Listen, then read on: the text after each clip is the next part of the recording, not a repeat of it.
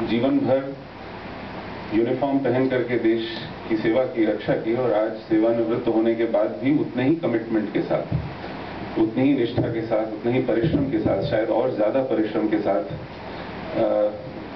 देश की जो चिंताजनक विषय हैं उन पर लगे हुए हैं। ये सच में हमारे लिए एक प्रेरणा का स्रोत है। और मैं आज सुनने इन्हीं लोगों को आया था, लेकिन आपका आग्रह था कि मैं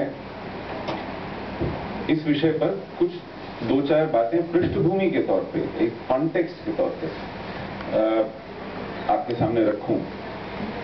मैं कश्मीर से हूं और कश्मीर आज इस समस्या को एक तरह से चिन्हित करता है, एक उदाहरण बन गया है जो इस देश में शायद आगे होने वाला है, उसकी झांकी कश्मीर आज दिखाता है आपको।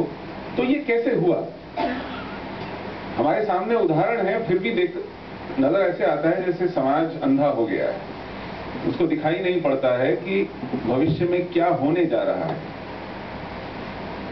एक सजीव उदाहरण कश्मीर सामने होते हुए भी हम शायद पता नहीं किस ऐसी गहरी नींद में हैं कि हम देख नहीं पा रहे हैं कि हमारा भविष्य किन शंकाओं से घिरा हुआ है।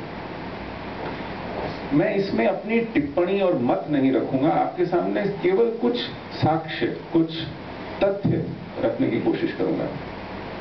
कश्मीर में 14वीं शताब्दी से पहले इस्लाम का नामो निशान नहीं था। किसी को नहीं पता था 14वीं शताब्दी से पहले इस्लाम किस चिड़िया का नाम है। अब ये 14वीं शताब्दी मैं क्यों बोल रहा हूं, इसका थोड़ा कॉन्टेक्स्ट, इसकी एक पृष्ठभूमि आप अपने मन में उतार लें।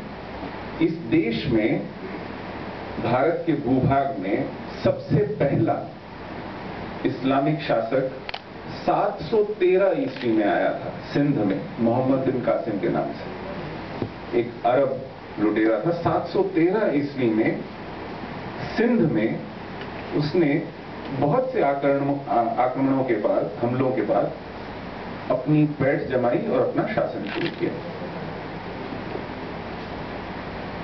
तो कश्मीर में 1339 में पहला मुस्लिम शासक आया, जिसके बाद इस्लाम ने शासन करना नहीं छोड़ा।